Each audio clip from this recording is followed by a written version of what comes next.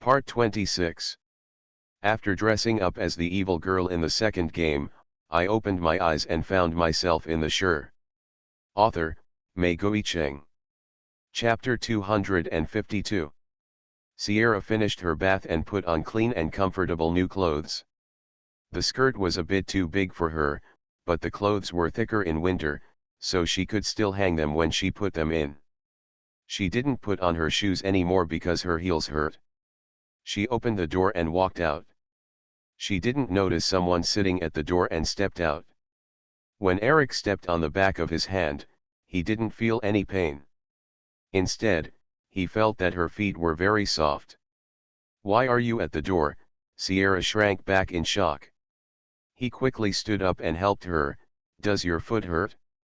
She stood firm and shook her head. "It doesn't hurt. You walked too long during the day and your skin was scratched." Eric picked her up and put her on the small bed in the bedroom. The small foot was held in his palm. He looked at her heel and found that a small layer of skin had been rubbed off, and the edges of the wound were white from the bath just now. He felt heartbroken. "I'm sorry."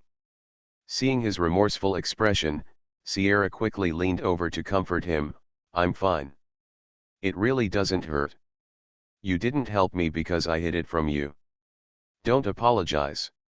I should have discovered it earlier, but I was stupid and I didn't recognize you the first time." Eric lowered his head and gently applied medicine to her with his fingers. Sierra held his face and pinched his cheeks with her fingers. "It's normal. Don't think nonsense. I changed my body and deliberately avoided you. Of course you can't recognize me. It's my fault." Eric put down her skirt and straightened it up, knelt on one knee in front of her, and looked up at her, with a hint of jealousy in his voice. "Is this the same way when you face Luxid?" Did he recognize her immediately? "Out of you." Sierra was just about to say that this matter was quite complicated. She was thrown into the sea by Rose Hill. Eric said sadly, "By the way, he made a contract with you. When your soul comes back, he can find you." Looking at it this way, it seemed that he had lost her. Although she came back to him again, she did not come for him. Eric's mood suddenly became depressed. Sierra touched his face and said helplessly, "Eric, I know it's wrong to say this, but I like the three of you, including you." He raised his eyes to look at her, pursed his lips and said, "You are so troubled, Sierra." He has known this fact for a long time, but he still gets jealous and sad. Eric put his arm around her waist, held her over with his thick arms, and rested his head on her lap. "You can't have all three, you haven't made a choice yet." "I know, I came back just for this matter." Sierra touched his half-long black hair, inserted her fingertips into the hair and rubbed it gently.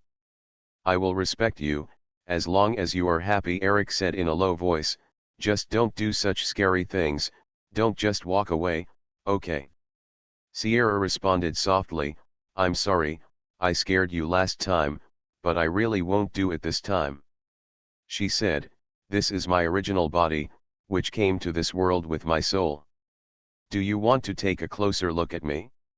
It's nothing like the previous Sierra, and it's not that dazzling." Eric buried himself in her lap and said nothing. Sierra said anxiously, "This is really the real me, and I will never leave again." He knows. He knew it was her the first time he looked into her eyes. He just wanted to absorb her warmth and keep her by his side for a little longer. Eric slowly raised his head and met her eyes. After washing this face, he didn't feel unfamiliar at all. He knew that it was the original appearance of her soul. She has a delicate face, a high bridge of nose, and a pair of almond eyes, but the ends of her eyes are a little longer than before, making them more mature. It was Sierra who exuded charm when she grew up, but she was so thin that he even felt that she had not eaten well for a long time. Remembering that she and a group of civilians crowded together to eat sweet potatoes last night, Eric felt distressed again and his voice became hoarse.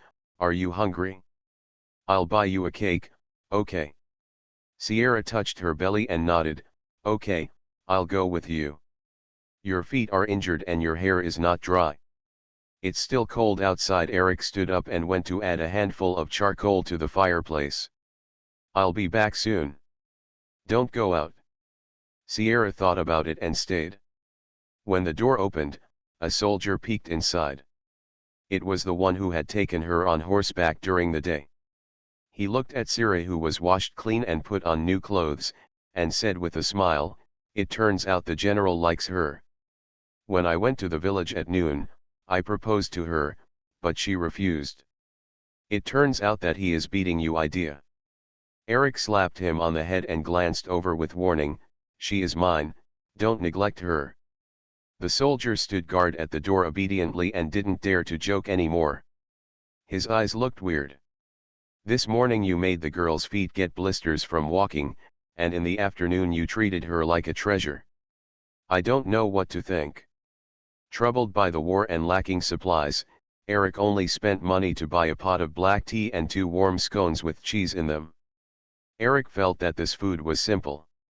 He always believed that Sierra deserved the most expensive and best things, but Sierra said that she was not that precious. She ate hot scones and drank black tea, feeling warm all over. "Is it snowing outside?" "Well, it's snowing heavily. If there's a blizzard like this tomorrow, we'll have to delay our journey." Eric sat across the table and stared at her for a moment. He said, "The bracelet I prepared for you failed to be snatched back from Lashid. He took the body away at that time and probably threw it away as well." Sierra glanced at the bracelet on her wrist silently. "I will ask him where he threw it, then take it out and put it on." Eric was satisfied. He looked at her slender arms and changed the topic and asked, "Does your real body have no food? How come you are so thin?" Sierra had no choice but to tell him her experience in the real world again, and as expected, she received his pity-filled eyes. "Stop talking about me." She took a sip of tea and asked him, "How is Greenie? Did she give birth to the child safely?" When Eric talked about this, his eyes softened unconsciously. "Thanks to the large amount of money you left for us in the bank and the factory, I found the best hospital and doctor to deliver her, and the baby came out safely. Yes, she was lucky enough to survive. They now live in the mountains that are not troubled by war." He smiled bitterly. "Granny was extremely sad when she learned that you died. She blamed Gail. They even had a quarrel. Gail still feels sorry for you." "Guilt." Sierra bit her lip. "I asked him for help. From his point of view, he did nothing wrong. I recommend refreshing the post half an hour after posting. I have been revising the post recently at night. I can edit my essay." After dressing up as the evil girl in the second game, I opened my eyes and found myself in the Sure. Author, Mei Cheng. Chapter 253. "How about I take you to meet them and then go to the capital?" Eric said softly. "Gail owes you an apology. He still can't let go of what he did, especially after I told him that you after giving us huge assets. Werewolves are very loyal to their friends, and Gail may be left with a psychological shadow." Sierra was a little hesitant, but couldn't bear to refuse him. "Are you on your way, Eric? You know the matter is urgent, and this war must be stopped as soon as possible." He straightened up, took out a pair of newly bought socks from his pocket, held her feet and put them on for her. "On the way, it won't take too long." "Okay," she nodded. The wind and snow intensified at night. Eric went out again and came back after distributing things in the army. Sierra fell asleep on the bed. There wasn't enough charcoal in the fireplace, and the flames dimmed. She huddled into a small ball under the quilt, looking a little cold. In this barren village, charcoal is also a scarce resource, and Eric will definitely not be able to buy new ones tonight. He walked into the bathroom quietly, washed himself with some cold water from head to toe, and even washed his hair. After making sure that he was clean, he walked out wearing a pair of half-length pants. His strong body was exposed, and his body temperature, which was higher than that of ordinary people, quickly made his hair dry and his body temperature warmed up. Eric sat on the edge of the bed, and Sierra, who was sleeping very lightly, subconsciously leaned towards the heat source. Her hands and feet were almost frozen. There was always a bit of cold wind coming in from the window next to the bed, and the snow seemed to be getting heavier and heavier. "Is it very cold, Sierra?" Eric bent down and touched her face. Sierra opened her eyes drowsily and said in a soft voice, "Hug." His heart instantly softened. As if he had received an amnesty, he quickly opened the quilt and got into her bed, wrapping the petite person in a strong and hot embrace. The two of them felt comfortable hugging each other. Eric even let out a sigh. Sierra's hands and feet warmed up quickly as she put them on him, and her little face, which was originally bloodless, turned red after a while. Eric didn't dare to hug her too hard, he just touched her hair with loving eyes. "The night I slept with her in my arms like this was a year ago." "Good night, Sierra." "Good night," she murmured unconsciously, followed his words, arched into his arms, and fell asleep completely. "The wind and snow continued the next morning, so I couldn't go out today." Eric confirmed the bad weather outside the window, and after a sleepless night of excitement, he finally closed his eyes and took a nap. When Sierra woke up, Eric hadn't woken up yet. There was a faint greenish tint under his eyes, thinking that he had gone out to do things again in the middle of the night. She remained motionless and looked at his face leisurely, her eyes in trance. Thinking that she really didn't plan to go back this time, she didn't seem to be particularly unwilling and accepted it calmly.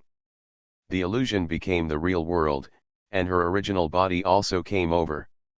She had to live in this world for the rest of her life, which gave her a sense of being grounded. Love, friendship, and money, those things that were once unavailable in the real world, are almost overflowing here. Not only was she not unwilling, but she was also a little happy. Her heart and emotions were filled with such joy that there was no way to deceive others. Eric was very keen and woke up for a while when he noticed her gaze, but he didn't open his eyes, just enjoying being looked at by her. Until he couldn't help it anymore, he brushed his thick black eyelashes and opened them, revealing a pair of sultry brown eyes. "I want to kiss you." This was the first sentence the hoarse and magnetic voice spoke. "Just a messy chapter, I'll make it up tomorrow. It's best to post updates. I know you will follow me and want to scold me, so I don't read comments recently. You are listening to Novels at Bless Up channel. Wish you happiness and luck.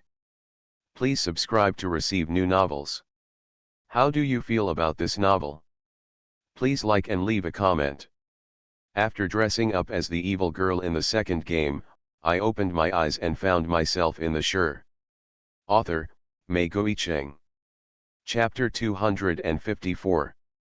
When Sierra got off the bed, her face was still red and her lips were a little swollen. She rubbed her face and opened the window. It was completely white outside. The ground had been covered with a thick layer of snow overnight, and almost no one was walking around outside. The food in the house was all the food reserves that Eric brought back from his trip last night. Biscuits and milk were prepared for her. Sierra drank milk, nestled in his warm arms and looked at the snow outside the window. Eric also cherished the wonderful day of having her completely. Early the next morning when the snow stopped, a huge gray-spotted wolf ran towards the mountains carrying a woman covered in a black cloak. After a while, the army set off under the leadership of a new leader. After spending 2 days on the road, Sarah visited Eric's tribe again. No one could recognize her at first, but there were no secrets in the tribe. Everyone knew that the system was both illusory and absolutely real, and it was easy to accept Sarah again.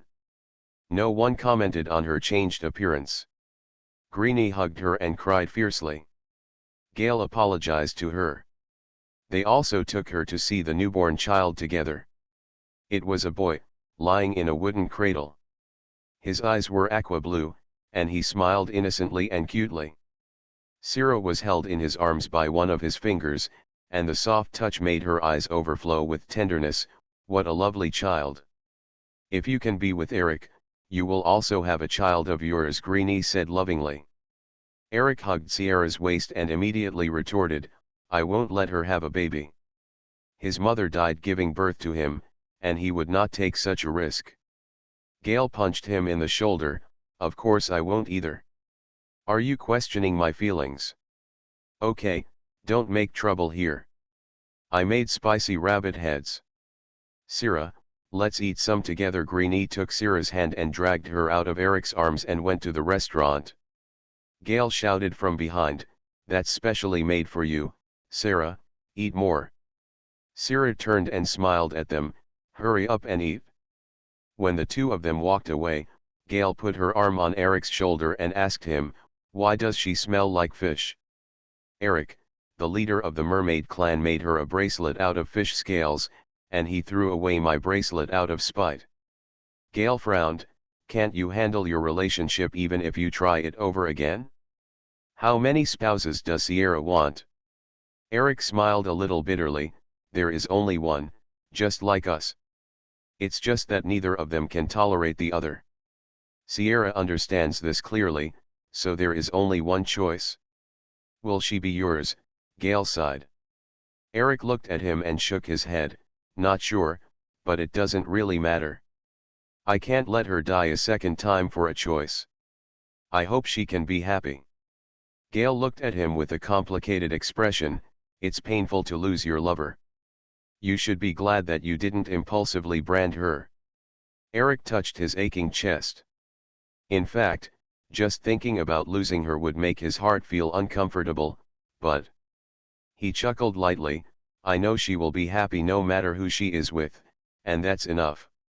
Gale was silent for a while, until Greenie's shout came from outside, and he patted him on the shoulder, you have really grown up, Eric. I no longer have the youthful spirit and impulsiveness I once had, I have learned to think about others, and I have learned that love means appreciation and respect. Sierra also met Robinson, Eric's father, who came out in a wheelchair and said nothing to her, just nodded in a friendly way. She smiled back and felt happy to see that everyone was still alive and healthy. Eric's tribe has come to an end. St. Warren's invasion continued, but the noise of the new vampires' rebellion stopped everywhere. Sarah arrived in the capital and was attracted by the bustling streets and the wealthy people coming and going.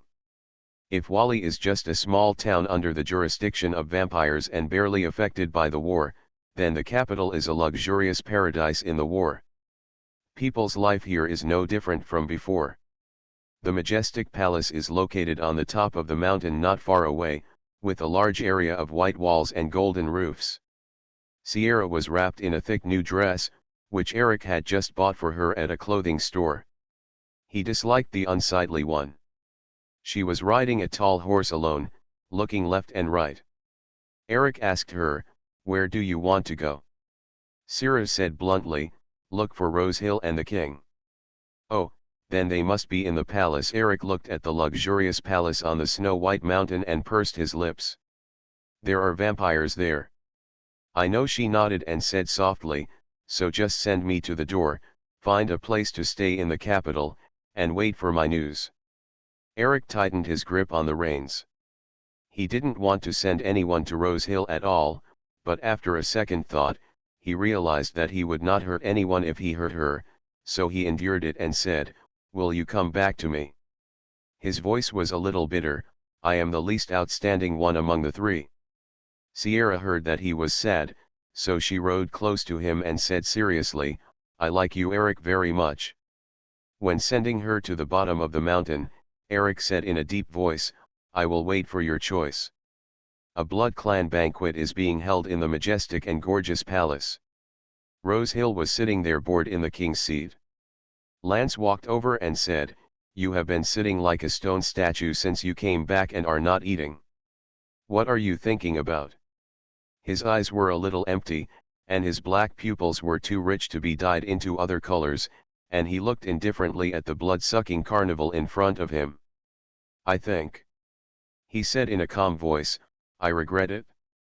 There was a sense of despair in the silky voice for no reason, and Lance frowned, because of the woman you threw into the sea and was captured by the mermaid.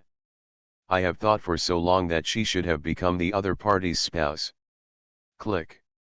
There were several cracks in the ground Rosehill stepped on. The face he pretended to be a statue finally showed a special emotion, a creepy murderous look. "Why do you talk so much today?" Lance dodged away and quickly grabbed King Horus by the neck and pressed him in front of the throne. "You eat him, then go find the human and snatch her back." Rosehill lowered his eyes, and the condescending devilish look scared Horus's legs to tremble. "I have given everything to you. Including the kingdom, you can't kill me." "I gave her the choice," Rosehill said calmly. Even though he regretted it the moment he threw her into the sea, he couldn't help but go find her. Lance mocked, "But why did she come back to the monsters?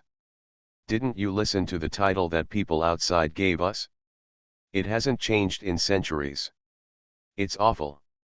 After dressing up as the evil girl in the second game, I opened my eyes and found myself in the Shire.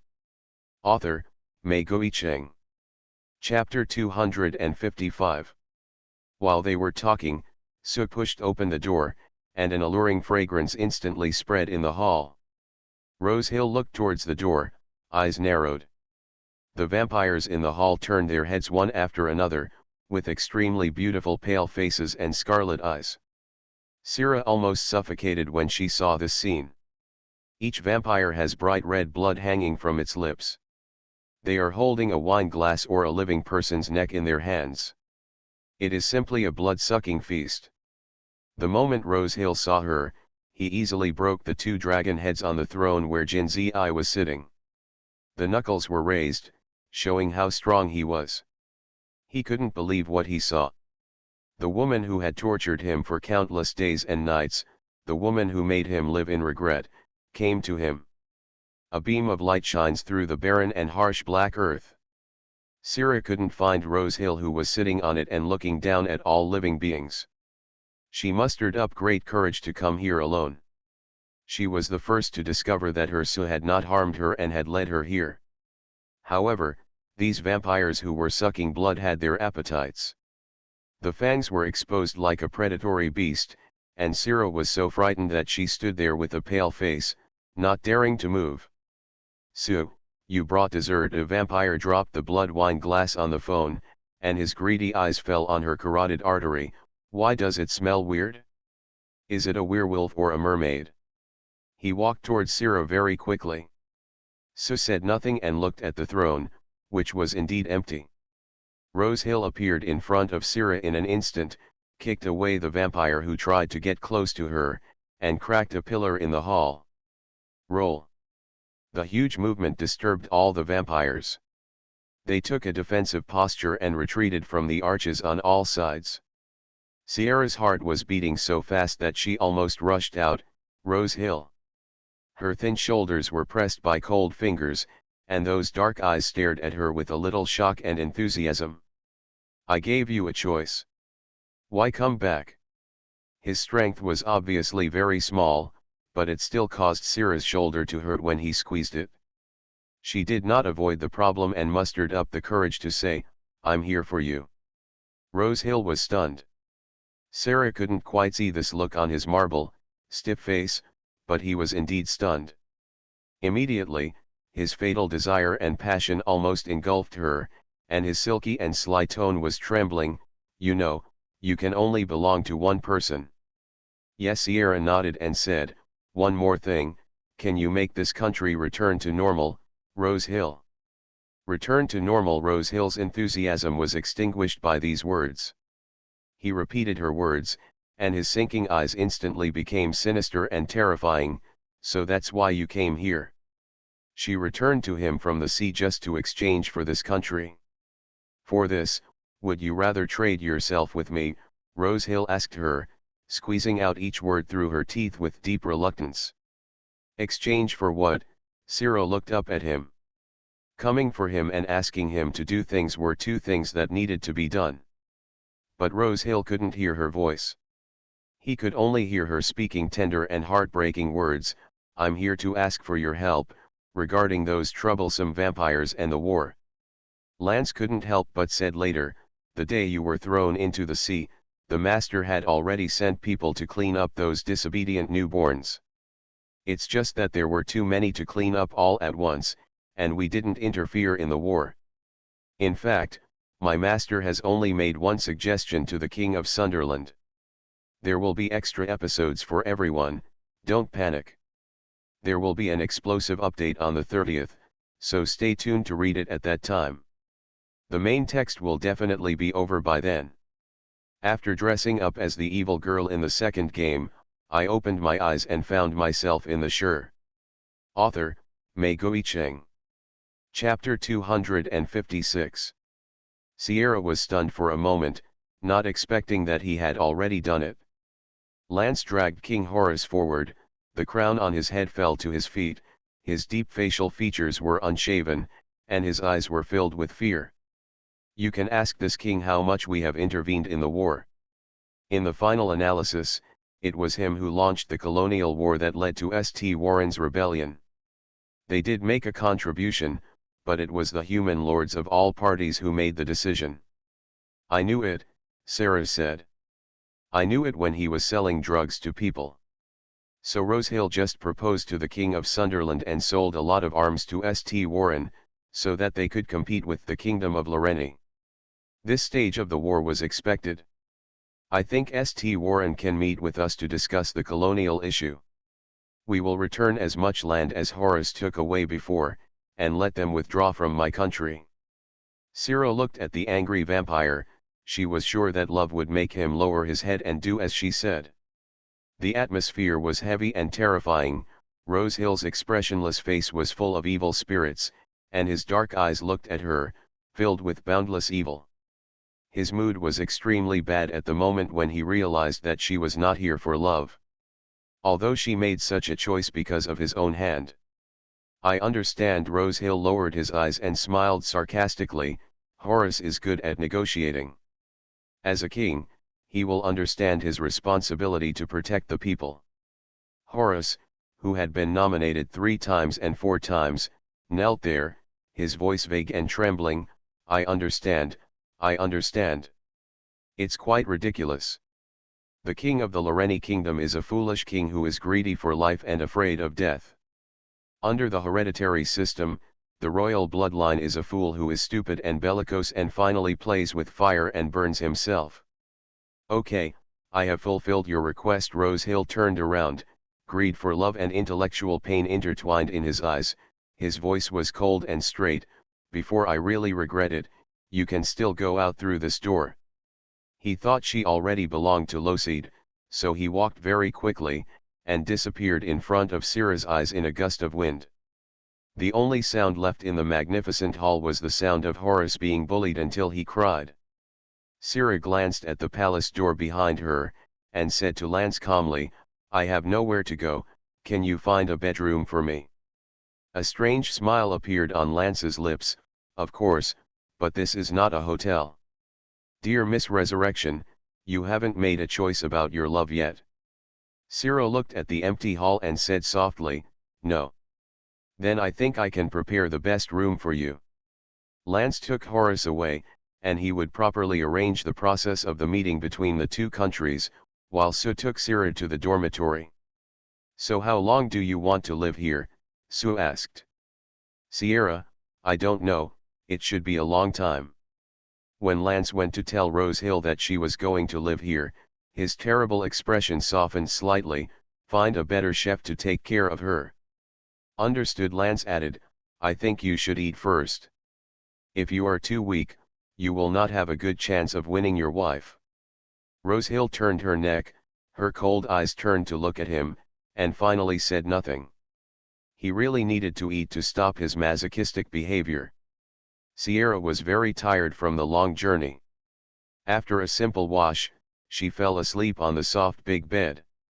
She was dragged into the dreamland by Logosied.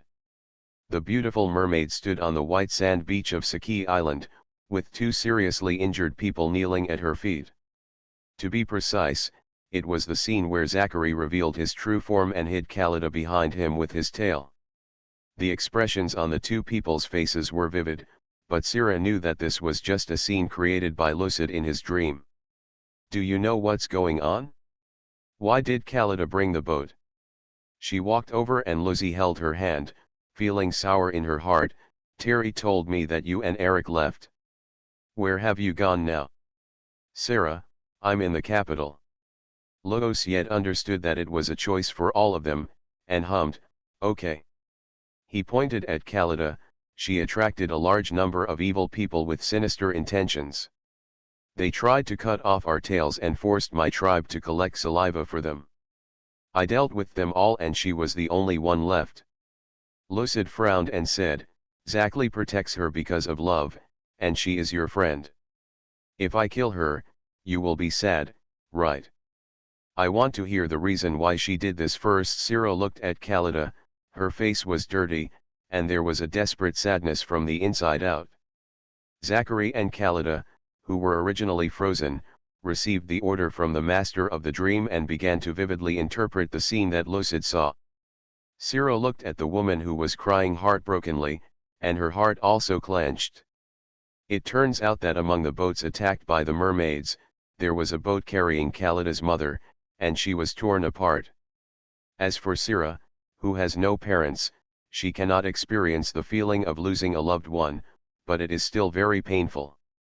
Seeing her silence, Luosiet was a little panicked for a moment. I promised you wouldn't mess around anymore. I know. Syrah smiled at him, her smile a little weak, but you can't kill Khalida, you have to let her go. Your pack killed her mother and she came back with her pack to try and kill you. It's fair revenge. Give Khalida a boat and let Zachary take her away. They will have their end. Luosiet agreed with her idea. He dismissed the two people and said to her, the way to Shaki Island has been discovered. I have to lead my tribe to find a new foothold before I can come to the capital to find you. I will come to you right away. It's time to leave. Sierra. He gently picked her up and put her in his arms. You have to wait for me to come. Sierra hugged his neck and nodded. By the way, remember to bring Eric's bracelet. She raised her head, pinched his smooth and beautiful face, and revealed his little thoughts. You threw it away, didn't you? I won't let that thing accompany your previous corpse. Luosiet snorted, with a look of reluctance on his face. Why are you still looking for that crappy thing? That belongs to Eric. Salahan lowered his voice. You have to bring it back. Luosiet couldn't refuse her request. Even if he was unhappy in his heart, he would agree gloomily, okay.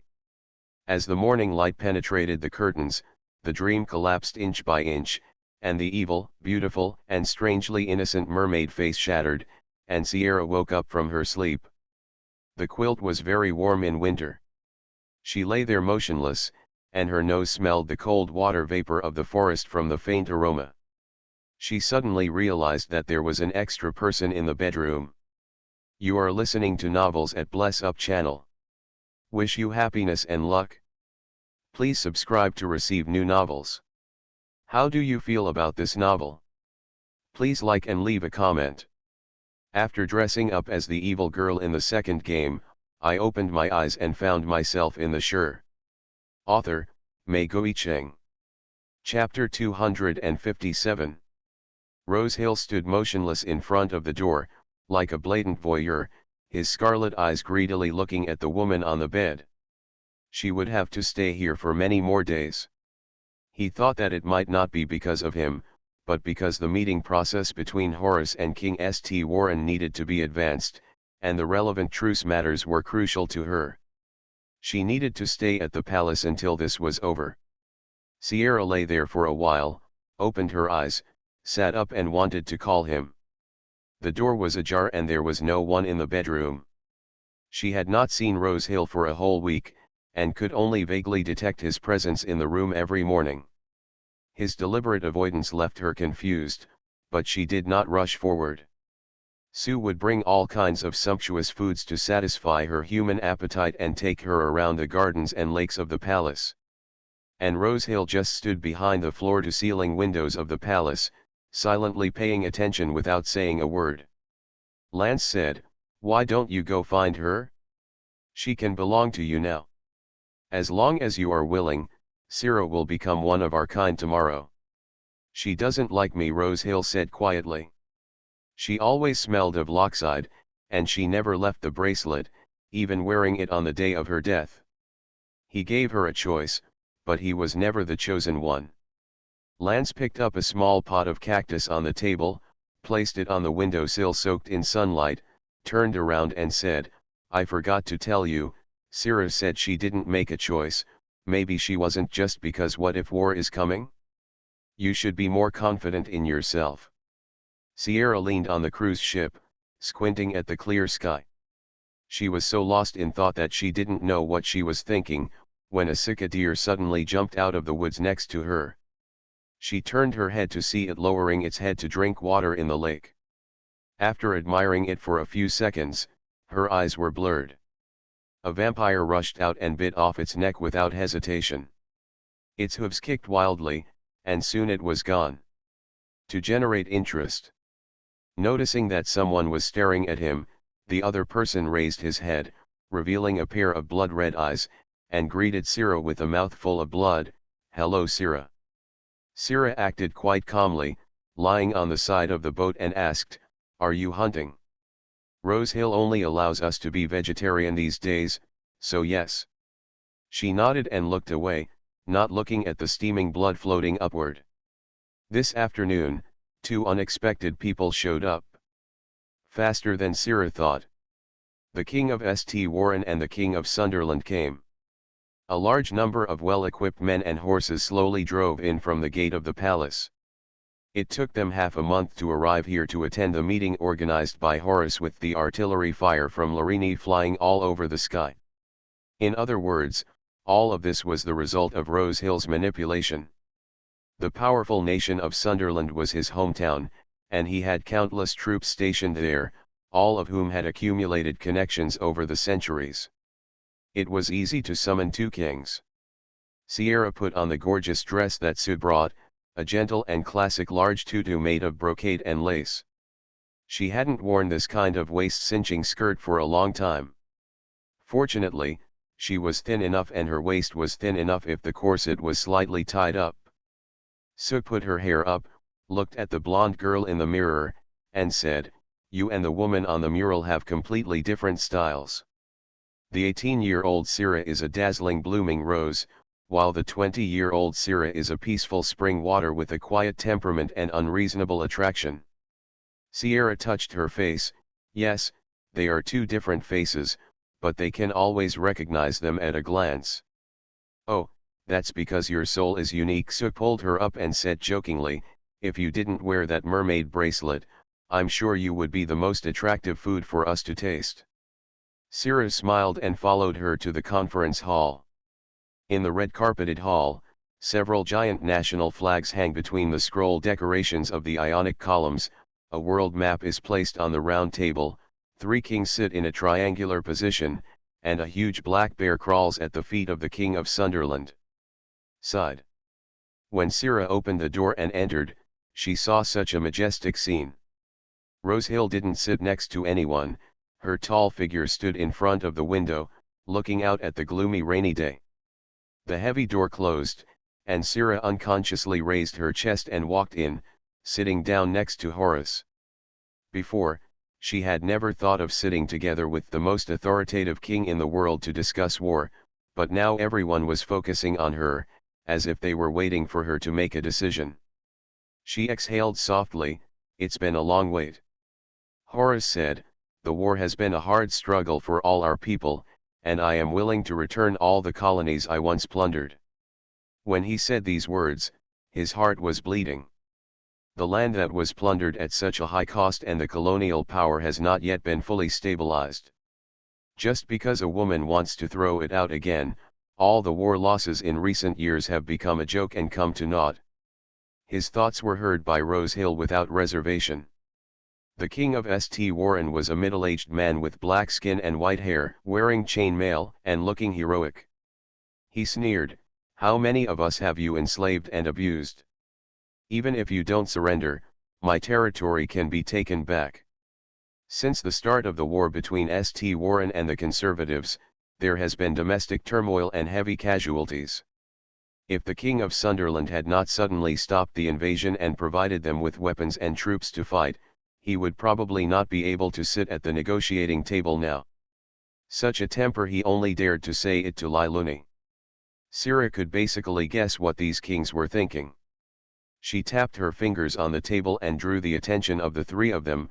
Last year, the war between St. Warren and Liluni did not produce any results. There were countless casualties in the soldiers, and serious financial losses. Our king still needs selling drugs to support arms purchases. The fig leaf was torn off in public, and Horace looked at her in disbelief. Because Rosehill was there and the place was full of vampires, he gritted his teeth unwillingly and did not dare to say anything. In the early years, I couldn't get rid of that hateful vampire by any means, and now I didn't have the courage to confront him. Rosehill turned around, her scarlet rabbit eyes narrowed slightly with unclear meaning. And you, St. Warren, Sira said softly, slaves are overrun, and the war is almost exhausted. The people should only seek a stable life and not want war. If we continue fighting like this, she paused her fingers, and the small flag of St. Warren on the map in the center of the table was knocked down directly. If we can't prevent civil unrest, we won't be able to protect the throne. You, the king with the sword hanging on his waist, stood up and looked at Sira angrily. After dressing up as the evil girl in the second game, I opened my eyes and found myself in the Sure. Author, Mei Goicheng. Chapter 258. Sierra looked at him quietly. When she found that Rosehill was not at the window, she rolled her eyes slightly and subconsciously wanted to find him. A cold thing was put on her head. She subconsciously raised her hand to touch it and found it was a crown. The expressions of the two kings in front became a little strange. She turned her head and met Horace's frightened eyes. His hair was a little messy. The crown that was originally on his head was placed on her head with one hand. Sira raised her head, and what came into view was Rosehill's smooth pale jaw. He put his hands on the table, his protective posture seemed to cover half of her in his arms, and said in a calm voice, "Continue." Sira's heart beat a little faster and she focused again on the king opposite. He didn't know Rosehill, but he realized that he, a duke, dared to play with the king's crown at will, and realized the seriousness of the matter. The King of Sunderland didn't say a word from the beginning. He just said with a fake smile after Rosehill put the crown on Sara, "St. Warren, who doesn't want to be attacked from both sides, had better agree to a truce. I unconditionally support Lorini's call for peace." At first, he robbed St. Warren's territory because he was easy to bully. Later, he changed to helping because he just wanted to reap the benefits. Now, with the pressure from this ancestor who is older than his father, he also know how to restrain yourself. Land that cannot be invaded is lost. Sunderland is strong because every monarch is not a fool. St. Warren was able to last so long only because someone behind him provided supplies. Now that the person behind him spoke, he sat back with an ugly expression. He said, "Truce, but all prisoners must be exchanged, including slaves." Sara immediately said, "Draw up a truce agreement." She completely replaced Horace beside her, and used the power given by Rosehill to formulate the next series of truce agreements. From day to night, in the early morning of the next day, all three kings signed the document, and the war came to an end at the negotiation table. The system refreshed the task completion prompt that day. Lashid led the mermaid tribe to find a new territory to hide in the world, and the host completed the mission. Rosehill implements the process of cleaning up new vampires. Eric no longer has the conditions to provoke a race war. The host has completed the task. What's left is that Rosehill needs to establish a new rule system, and the three men have 100% blackening value. Sara accomplished two things on her mind. At night, a banquet was held in the palace to entertain the two kings. This is a party for humans. The big black bear was also there, with a red apple on its head, being played with throwing knives by its owner. Sara watched as the flying knife could be inserted into the red apple accurately every time. The bear didn't even bother to blink. He picked up the apple on the ground and sat down to eat it slowly. He looked like he was used to playing this kind of game. She was still wearing the crown. She wanted to take it off before she came, but Sue said it suited her very well and insisted on her wearing it. The King of St. Warren picked up the wine glass and clinked it with her. St. Warren has changed the king. Why didn't I get the news? Syrah smiled and said, "Oh, this crown is just for me to wear." The other party was obviously stunned for a moment, unable to understand Lorene's internal affairs, so he shook his head and walked away. Sarah found Rosehill in the crowd. He was standing in front of the King of Sunderland in a black suit with ironing. The king, who had a bear as a pet, had his head half lowered when he faced him, not at all like he was at the negotiating table. Arrogant gesture. After dressing up as the evil girl in the second game, I opened my eyes and found myself in the sure. Author, Mei Guicheng. Chapter 259.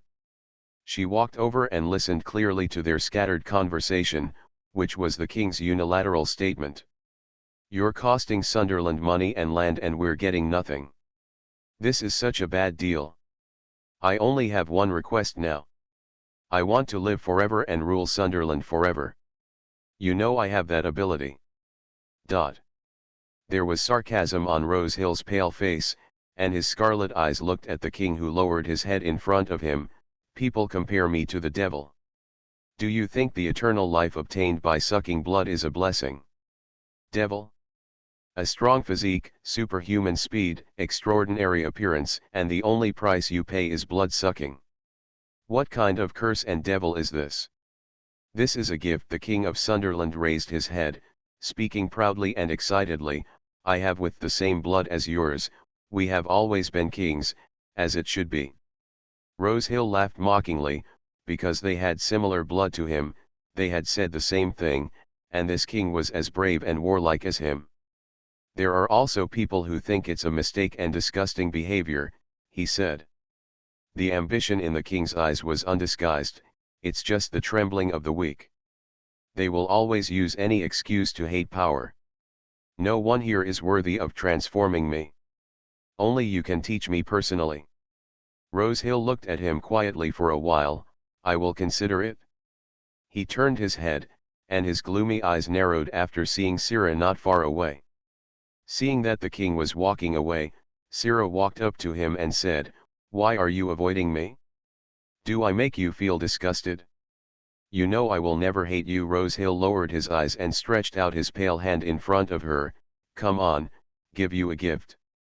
Sierra held his cold hand, and her eyes couldn't help but slide down to his collar.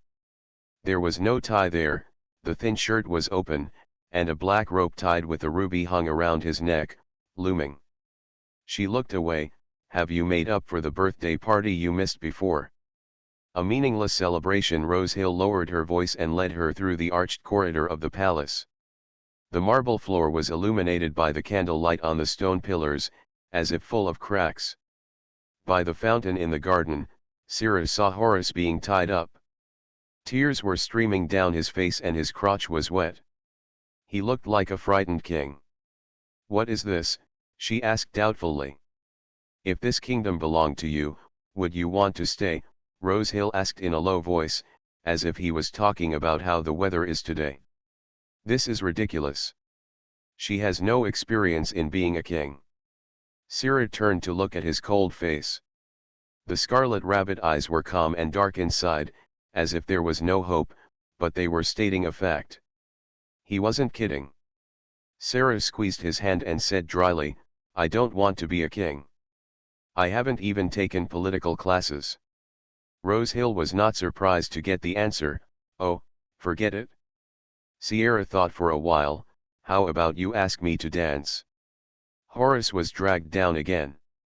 In the quiet garden, frost and snow fell lightly on the grass blades, shining brightly. Syrah was dressed very thickly, and she also wore a red cloak, which was intertwined with the black shadow in front of her. A circle of flowers bloomed on the wide skirt, blooming around Rosehill's legs. His footsteps matched her slightly unfamiliar steps, making a soft sound on the snow.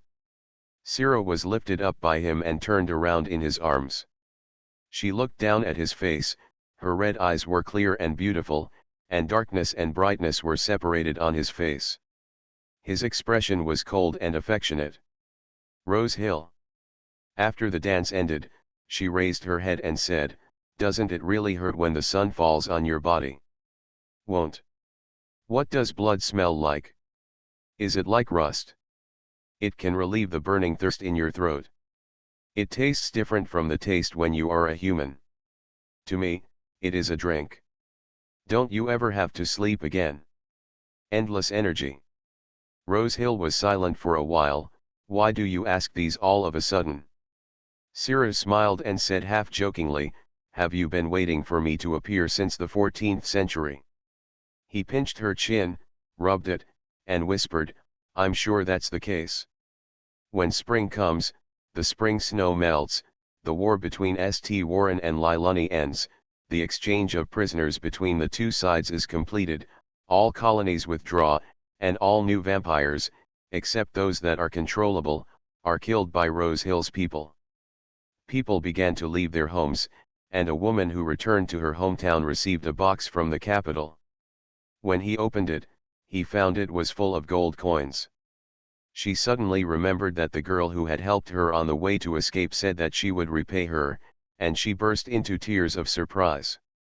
After finding a new home for his people, Lucid rushed to the capital.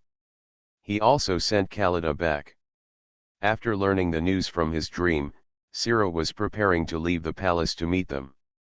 Things should come to an end. Rose Hill knew it well, so there was no way to stop him. The kingdom was returned to Horus, and the crown was placed on his head again. With so many inhuman creatures watching, he no longer dared to rule as violently as before, and the result was considered satisfactory. Rose Hill returned to his duke's mansion, but before leaving, he gave the pendant around his neck to Sira again. "If you don't want it, throw it away." Sierra took the pendant and was held in his arms again. "I leave the choice to you in the hope that you can come back." She curled her lips and said, "I will make a careful choice." Khalida returned to her father's arms. When Sira went to find her, it was Zachary who opened the door. His face had long lost the curiosity and purity that he had when he first landed on land, and he still had a lock on his neck. Sira looked at his prisoner form, thinking of the entanglement of patricide between the two people, and selectively did not think about this bad relationship. Khalida was very thin, her cheeks were sunken, and she looked extremely haggard. She looked at her like a stranger, and then yelled at Zachary unceremoniously, "What are you doing? Who is she?" Zachary was about to say something, but was stopped by Sierra. She withdrew. "It's enough that I saw her intact. There is no need to tell her the truth." "You will be with her forever, right, Zachary?" "I can't live without her," Zachary replied calmly. "Then take good care of her." Sierra didn't think she could still be friends with Khalida. She had already made the decision to leave human society. Luosied really bought a large manor in the capital. He bought it some time ago and waited at home for several days before Sira arrived. As soon as he entered the door, he clung to her like a boneless fish, sniffing her scent obsessively. "Rose Hill has taken good care of you, you have gained some weight. You are listening to novels at Bless Up channel. Wish you happiness and luck. Please subscribe to receive new novels. How do you feel about this novel? Please like and leave a comment." After dressing up as the evil girl in the second game, I opened my eyes and found myself in the Sure. Author, Mei Guicheng. Chapter 260. There was nothing to say about her safety, and there was no real reason for him to be jealous. He just took her hand like a treasure and dragged her to look at the beautiful specially built fish pond. There was a giant circular fish pond in the open air, with a plaster statue of Lucid himself in the center. Ciro looked into the pond and was almost blinded by the light inside. I don't know where he got so many pearls. He spread them in the water in a thick layer. Each one was as big as a bird's egg. When the sun shone, they were so colorful that I almost thought some god was about to jump out of the pool. Syrah could even imagine the scene of Lucid waving his tail and stirring the pearls inside. "Look at what I have prepared for you, do you like it?" Sierra held his hand and blinked hard. "Why do you say it was prepared for me?" "Of course it's to increase my chances of winning. If you can't be locked up by me, I'll lock myself up." Luo Xied let go of her hand, and his legs tore through his pants and merged into a tail. The giant black tail entered the pool, and the black scales intertwined with those beads, throwing a perfect arc in the air. His ears were spread out in a fan shape and pointed with water hanging from them, and his lake blue eyes were brighter than the pure sky. Cyril lost her mind for a moment, her heart pounding. Luo Xied handed a chain made of fine beads into her hand, and stood half wet in front of her across the pool, looking forward to, "Will you like to do this to me? Just stay with me forever like this." Cyril looked at the pearl rope in her hand and understood that it was used to tie it around his neck. A creature that is more beautiful than a myth, willing to be her pet in the pool. She felt that her heart was about to fail, and she touched her red face and said, "I will think about it carefully." And this Luo Xied came out of the pool again, naked, and his long silver hair fell down, clinging to his perfect body like vines, barely covering his key parts. The mermaid has always been weak in terms of shame, and Syrah is used to him walking around without clothes. Anyway, there is no one in the huge manor. There is a sunroom with sunlight from all sides, a garden filled with fiery red roses, and a girly, cream-colored princess room filled with jewelry and countless clothes that girls will love. These were the best that Losside could get for her. "You won't get sick all the time when you live here. You can eat sweet cakes. Of course, I can also cook for you. It's not difficult." Luo Xied pointed to the big bed with light gauze curtains, lust flashing in his eyes. "Let's sleep together at night. If the weather is too hot, I can also hold you and sleep in the pool. My scales are curled up, it feels so comfortable on you." Syrah smiled and praised him. "You are so thoughtful, Luxide. You seem to be more suitable to be a human being than me." Luo Xied raised his chin proudly, took her hand and walked into the garden again. In the middle of the rose garden was a large oak tree with a wooden swing hanging from it. He pulled her to sit on it. "It took me a while to complete this. It is said that girls like to swing in romantic flowers." The swing was swinging, the breeze blew across their faces, and the dusk was beautiful in the distance. Syrah said softly, "This is all so perfect, Luxide. Then when will you know your choice?" Sierra opened her hands to him, and the mermaid bracelet on her thin wrist was crystal clear. She said, "If I give the bracelet back to you, it means rejection, so give me Eric's bracelet too. You must be wearing it." After dressing up as the evil girl in the second game, I opened my eyes and found myself in the Shur. Author, Mei Guicheng. Chapter 261. Luo Xied reluctantly took it out. "It's really ugly. The bracelet is made of a wolf tooth and hair, which is actually very delicate." Sierra put it on her hand and hugged him. "Now I have to go see Eric, he is still waiting for me." Eric also had his own house in the capital. After he became a general and led the army to kill the enemy, Horus rewarded him with a small villa, but he never lived in it more than a few times. Sierra was coming today. He cleaned the house inside and out, and also went to the flower shop to buy a few bouquets of flowers and put them in bottles. He was busy in the kitchen when she came to visit. "You're here." Eric looked back at her and suggested with a smile, "How about we go for a picnic today?" "Okay." Sierra walked over and looked at the sandwich he made on the chopping board. A piece of tomato was put to her mouth, and she opened her mouth to eat it. The tomatoes are sprinkled with sugar and taste very sweet. Eric used his fingertips to wipe away the red juice that fell from her lips, and put it into his mouth again, smiling happily. "Aunt Kanda is right, this is delicious." Sierra smiled and said, "Where are we going to have a picnic?" At the top of the mountain, I found a beautiful sea of flowers. They are blooming just right this season. Eric put the box into the tablecloth, which was pink and tied with a beautiful bow. Sierra squeezed his muscular arm, which was as hard as a rock. Did you go out of your way to learn it? I've had a few cooking classes, and this is how all ladies tie their knots. Eric packed all the things and pulled her into his convertible classic car. This year's war and the wealth Sarah had accumulated had already turned him into a rich man. As the car speeds through the deserted countryside, patches of daisies bloom on the roadside, and brightly colored swaths of daisies appear before your eyes. Sierra knelt on the soft leather cushion, leaning against the car door, enjoying the warmth of the sun shining directly on her body, and the fresh air stretching every cell in her body. Eric occasionally turned to look at her while holding the steering wheel, with a charming smile on his deep face. It was his subordinate who came up with the idea of taking her for a drive. He said this was the fastest way to win a woman's heart. Now it seems that Sierra is happy. The car drove all the way to the foot of the mountain. In the mountain forest with green leaves sprouting, a mighty gray wolf had a pink picnic bag tied to its back. Behind it sat a girl with a floral skirt flying, jumping over obstacles and running upwards.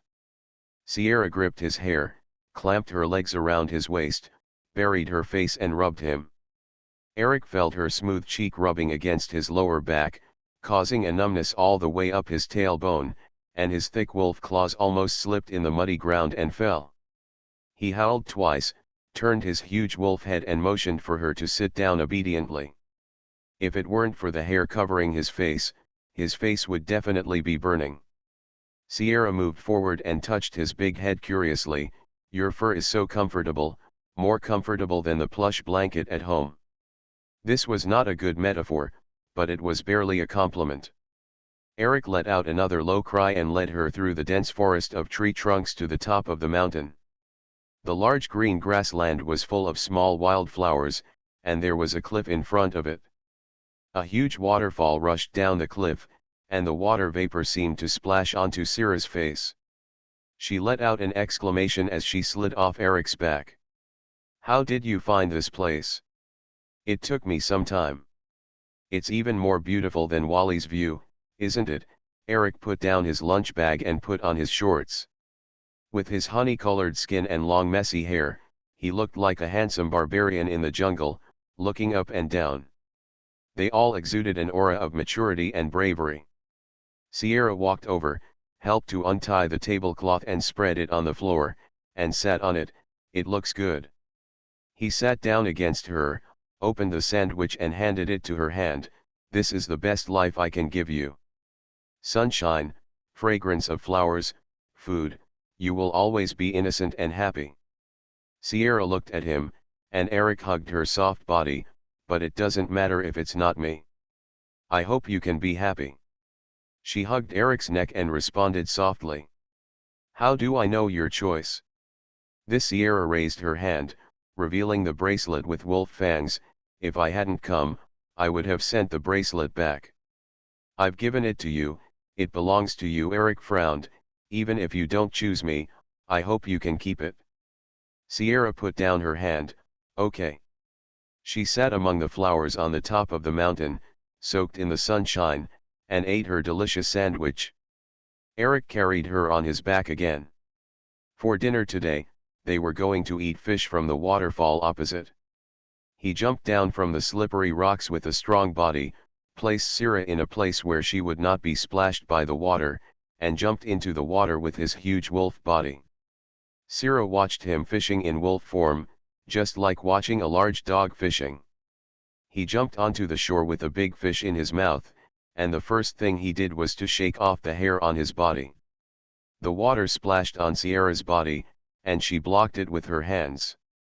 Then she saw Eric's ears drooped in apology, and his mighty look suddenly became cute, making her laugh. Eric soon understood why she was so happy, and he went back and forth into the water a few more times, picked up the fish in his mouth, threw it to her feet, and put his big head close to let her touch it more. Sierra kept touching him and scratching his chin as a courtesy, and her heart almost melted at the sight of this big dog. At night, they returned to the top of the mountain with a basket of fish. Eric lit a bonfire. This time he brought enough seasonings. The smell of grilled fish made people drool. Sira ate the delicious fish and looked at the Milky Way light band in the sky, where the dense stars were shining brightly. The evening breeze was a bit chilly, so she got into Eric's warm arms and sat down, and immediately exhaled comfortably. "Can we sleep here tonight?" "Do you want to sleep here?" He was afraid that she would catch a cold, but he actually didn't make such a plan. Sira nodded. "It must be beautiful when you see the sunrise here." "Okay." Eric hugged her and lay down. Sierra rested on his arm and pressed her hand on his chest. Soon his rough palms covered her and held her tightly. "Are you happy today?" "Of course, I'm always happy when I'm with you." Eric laughed. "Remember, I often crawled into your room with skewers and wine, and once I was almost caught by your sister." Sierra recalled the tense moment and laughed. "Well, you're on my bed." Eric rubbed the back of her hand. "I want to sleep in the same bed with you forever." Sierra suppressed her smile and said seriously, "I will make a serious choice." The sun was breaking, and the grass was covered with a layer of morning dew. The golden light pierces out from the clouds on the top of the mountain, like a shape, beautiful and dreamy. Sira quietly watched the sun rise, listened to the melodious singing of the skylark in the mountains and forests, and sighed, "It's so beautiful. I feel inexplicably sad as I write this, haha."